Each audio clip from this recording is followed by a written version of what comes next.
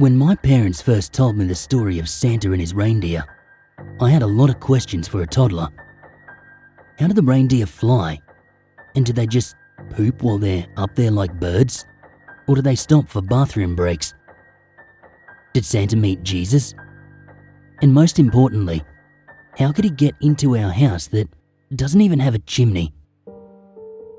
Most of my questions were met with laughter by my parents, and they just reassured me that Santa had his ways.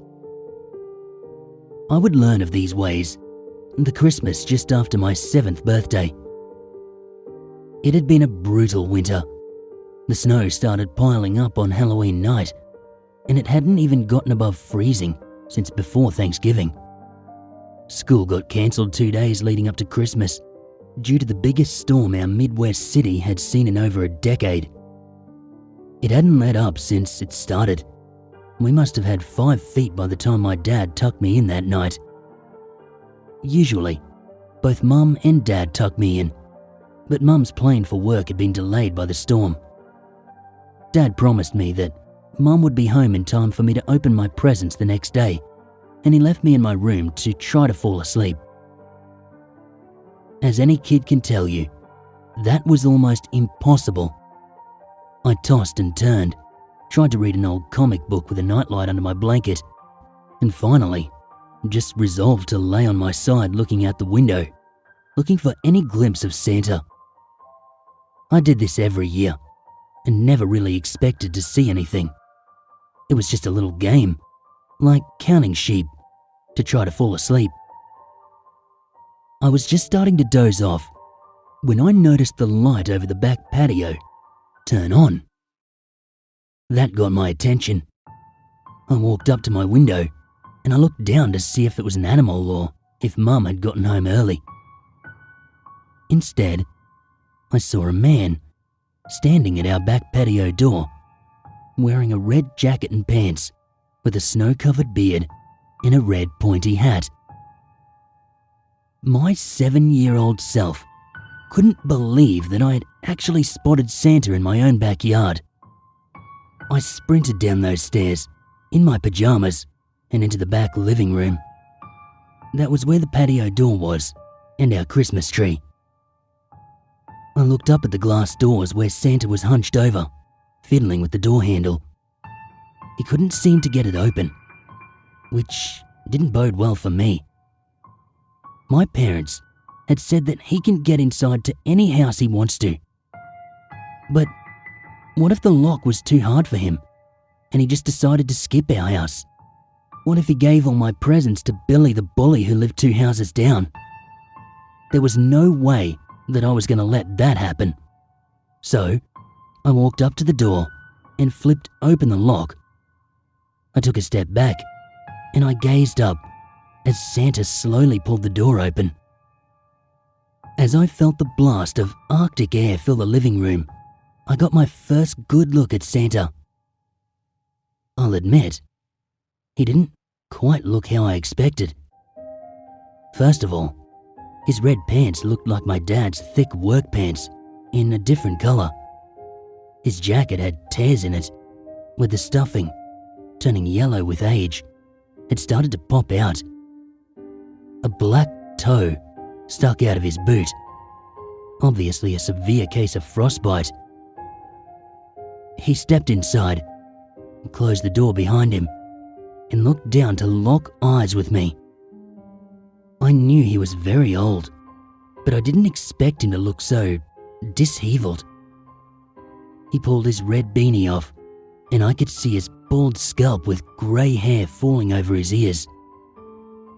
Once he shook the snow from his beard, it was more of a stringy, patchy appearance than the bushy, full white beard I expected.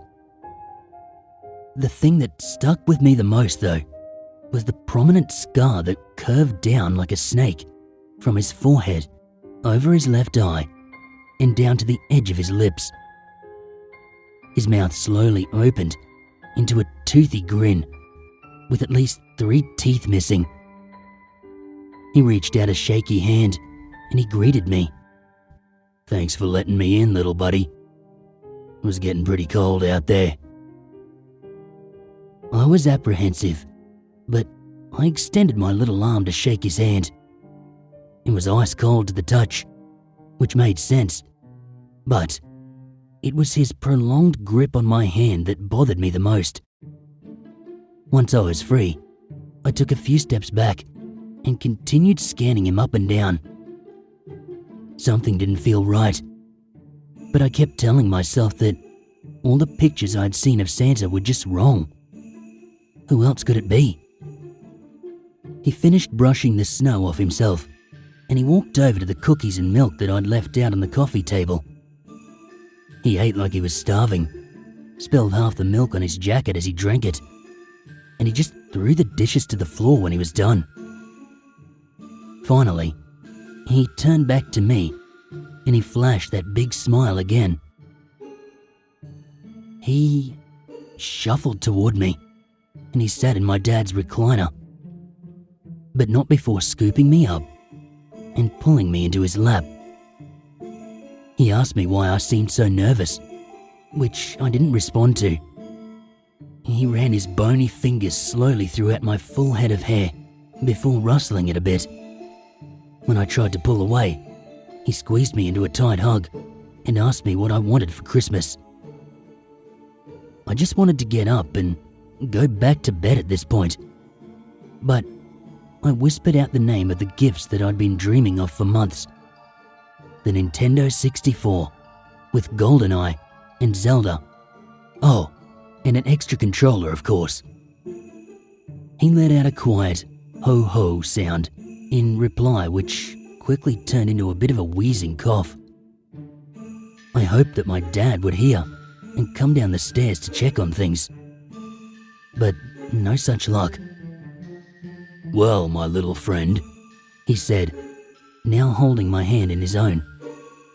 "I could only get that for a boy that's been nice all year."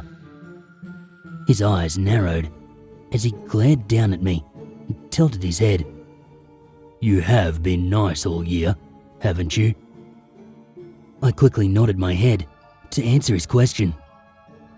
His leer, it lasted a few more seconds before he cracked a small smile and told me that he had a treat for me. A partially eaten candy cane appeared out of one of his jacket pockets, and he handed it to me. I was apprehensive at first, but he assured me that it was made with special magic from the elves. It smelled like a normal candy cane, and I wasn't going anywhere with Santa's hold on me, so I reluctantly accepted. It was the most delicious candy cane that I had ever tasted. My nervousness started to fade right away, and I devoured the piece of candy in a matter of seconds. Finally, Santa broke the silence, and he asked me if Mummy and Daddy were home. Apparently, Rudolph and Blitzen had been arguing, and he crashed his sleigh into a power line near my house. He needed someone's help to get unstuck, so he could finish delivering presents. I told him that my mum would be back in the morning, and my dad was sleeping upstairs. I offered to help, but before I could even finish my statement, I started to feel incredibly sleepy. My eyes just did not want to stay open. I felt a bit dizzy, and all I could think about was curling up in my bed and falling back to sleep. Santa chuckled as I trailed off mid-sentence. My last memory before dozing off was Santa carrying me to the couch. I woke up to the sound of our kitchen door slamming shut. I was still on the couch, wrapped in the blanket that was usually draped over the back of it, and it was very much daytime. As I regained consciousness, my first thought was that Mum was home, but I couldn't help but be distracted by the new gift that had been planted prominently in front of the Christmas tree. Unlike all of the other presents, it was wrapped in happy birthday wrapping paper. I recognized it from my parents' closet. It was then my mum walked into the living room, and before I could get up to hug her, she started grilling me on why my father had let me sleep on the couch and if he was really sleeping this late. Then, she noticed the new present too. It was a fair-sized box, but the wrapping job was sloppy. A bow had been stuck to the top of it, and in permanent marker, someone had written, "To Logan, from Santa." My mum yelled out toward the stairs for my dad to come down. No response. She looked down at me and asked me how the present got there. I started telling her the story of how I met Santa and how he needed Dad's help to get his sleigh unstuck. I don't think she believed me at first, but then she noticed the footprints on the back patio. She yelled out for my dad again. All of a sudden, she seemed very concerned and bent down to look me in the eyes and make me promise that no matter what, I would not open the new present on the ground. Although I had no intention of keeping that promise, I nodded, and she rushed upstairs without even taking off her jacket. I immediately started tearing at the birthday wrapping paper, and soon had a plain brown box in front of me. The bottom was soggy and a bit sticky, as if something had been spilled inside. I tore at the top of the box until I could get a good grip, and then I ripped the top off. My mum's scream echoed from upstairs as I set my eyes on what was inside. At first, I couldn't process what I was looking at.